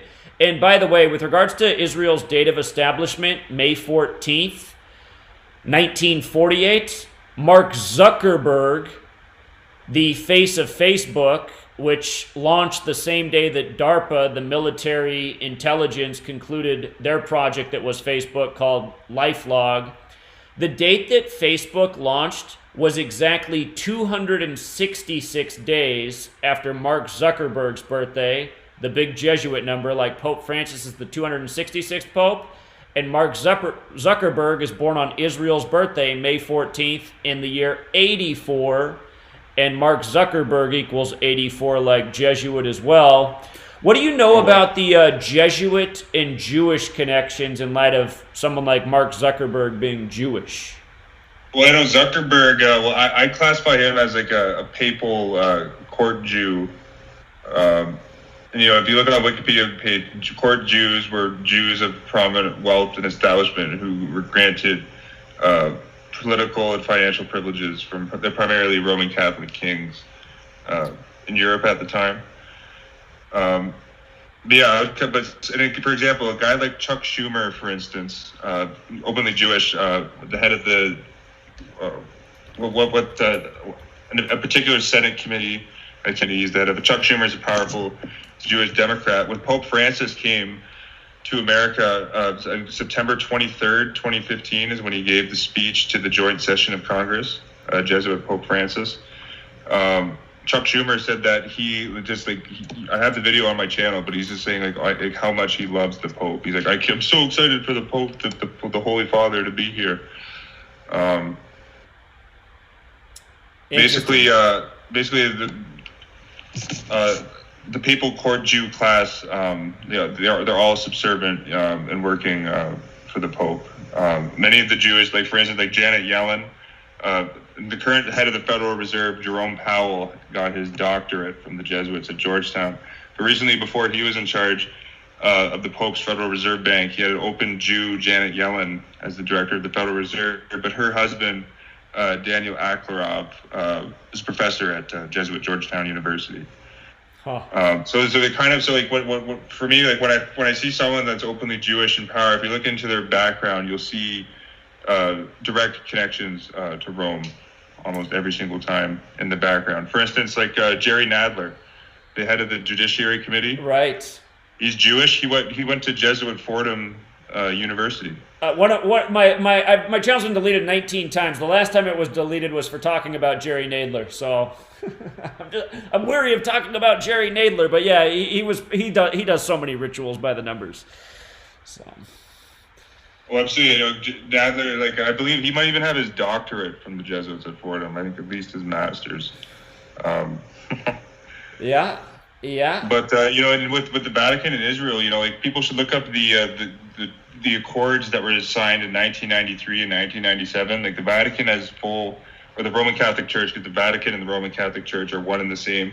But it's just a legal fiction. When you refer to the Vatican, you're referring to the sovereign nation state that has like 180 papal nuncios stationed to all of the various capitals of the world, acting as political agents, versus the Roman Catholic Church, which is the religion that they practice. In reality, it's one and the same. It's kind of an incredible legal fiction. But with Israel, though, the Vatican or the Holy See got into political agreements in 93 and 97 that gave them full tax-exempt status, and they're one of the biggest landholders in Israel to this day. Like in Jerusalem, the biggest hotel in Jerusalem is openly owned by the Vatican Roman Catholic Church. It's called the Notre Dame Center. Sure. In Jerusalem. Sure. And Netanyahu goes to bow down to the Pope, just like everyone else. Yeah, did you catch the ritual last year when Notre Dame burned in France? How on the exact same day, Al-Aqsa Mosque burned on Temple Mount? And, of course, both structures have connections to the Knights Templar. The Knights Templar used to refer to Al-Aqsa Mosque as Solomon's Temple when they controlled it during the time of the Crusades. And The day that they both burned was 118 days before August 11th. August 11th can be expressed 11/8, and that was the day of Tisha B'Av to remember the destruction of the two temples. And what happened at Temple Mount on August 11th is the Muslim worshippers had the Israeli police fire tear gas on them at Temple Mount, and tear gas happens to equal 118 in Gematria. But did you catch that last year, how those two sites burned on the same day, April 15th? And I didn't catch the same day. No, that's no. I think you're right though, in thinking that there's a Templar connection to that. I was more focusing on the Notre Dame fire, and for me, with that fire was like a kind of like an insurance scandal or a scam. Sure. The amount of millions that they got from Sure. rich, affluent French Catholics afterwards in donations was, mind blowing. They even got French taxpayer money funding the reconstruction of the church. Emmanuel Macron was educated by Jesuits in France. He's a devout Roman Catholic. He actually said that he wants to rule France like a Roman emperor, like Jupiter, or the Roman god Jupiter.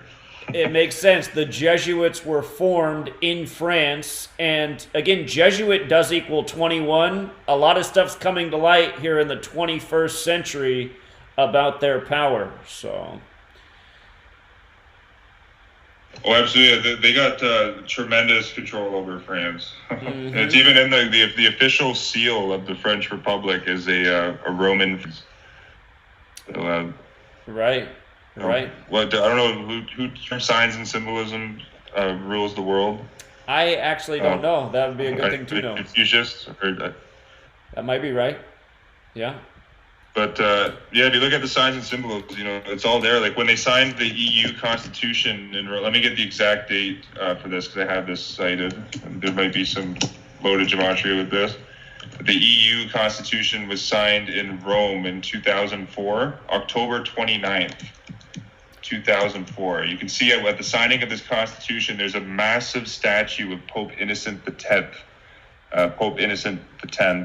overlooking the signing of the EU Constitution. This Pope was Pope during the 30 Years' War, and famously wanted to extend the war, and he wanted to keep the war going until every single Protestant was exterminated off of the European continent.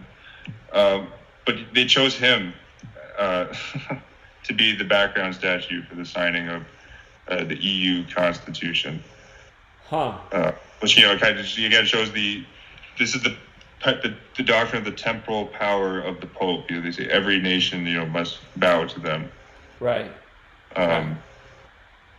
That's universal throughout Catholic doctrine.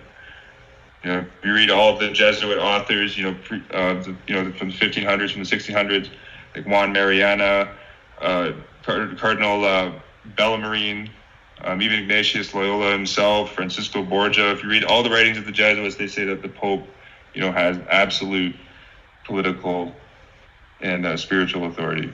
And the Jesuits are essentially, Pat Buchanan was on CNN's Crossfire. Ran for president. He's a well-connected figure. He's good friends with Alex Jones, which I think shows the infiltration into the alternative media. But Pat Buchanan is a Knight of Malta trained by Jesuits at Georgetown University. He's also a Knight of Columbus. Pat Buchanan said the Jesuits are like the Pope's Marines. Right, yeah, I've heard which that is before. A good description of them, because what is the Marine Corps? When you go through the Marine Corps, you're actually being forced Ignatian spirituality. It's Ignatian spirituality. The spiritual exercises, it's like willing out the humanity in you and turning you into like a corpse, or like a robot who is just going to autonomously, unquestionably follow the orders of your superiors without thinking, which is what your job is to do as a Jesuit, soldier. right? Yeah, or a soldier or as a Jesuit, absolutely. The date October 29th in 2004, that was a leap year, so it was the 303rd day of the year, 303. If you add Saint to the beginning of Ignatius of Loyola, so Saint Ignatius of Loyola, as he's now known because he's dead, that equals 303. So, could be part of the reason why that date. Oh, very interesting. And that's that's another thing with the Catholic Church that to me it shows the power they have. The sainthoods and if you go back through especially the Middle Ages, like the Pope had a real power. Like the Pope threatened to excommunicate you. That was like a real spiritual hold that was held over the minds of men. Indeed. And with regards to the word saint alone, it equals 63, and that day leaves 63 days left in the year. Eric, we got about 10 seconds before the music kicks in. It's been a pleasure. Any parting words? Oh, no, thanks so much for having me on, Zach. And I would just say all roads lead to Rome. And with Corona, like the patron saint of plagues is called Saint Corona. So, it's showing you all roads to Rome. All right. Love to have you back, Eric. Appreciate you, man. Have a good night.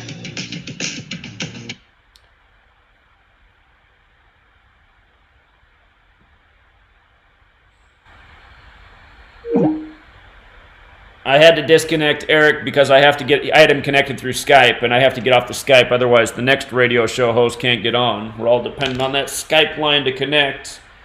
And again, sorry to everybody who, wanted to do the normal call-in show, which is what we typically do on Wednesday nights. But again, somebody recommended his channel not long ago, and I found it, and I was like, wow, this guy has a lot of good information. He is just the right person to talk to with all this focus we're putting on the Jesuits right now.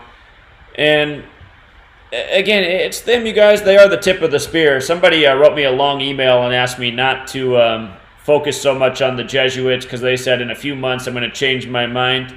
I don't think so, you guys. I've been thinking for a long time that it is them, just the power of the church.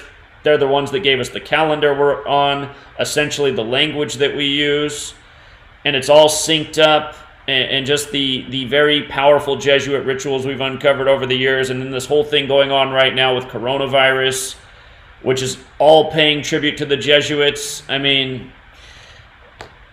I don't think I'll ever be changing my mind. It looks like it's the Jesuits and the Catholic Church who are the tip of the spear, no doubt about it. Zach, can you hear me, bud? I hear you. What's up, man? Man, Zach, you might have started something, brother. You're going to be proud of me, brother, when I tell you this one.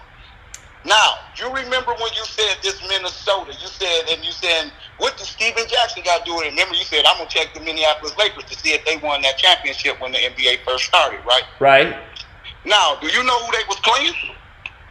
Who? They were playing the Syracuse Nationals, which so happened to be the Philadelphia Warriors, which is the Philadelphia 76ers. Right. No problem. Right. That's just no big problem. So, something says, I started thinking to myself, I said, let me see what's up with this dude, because I noticed that this guy, this dude for, what's the name, was the player coach for, Syracuse.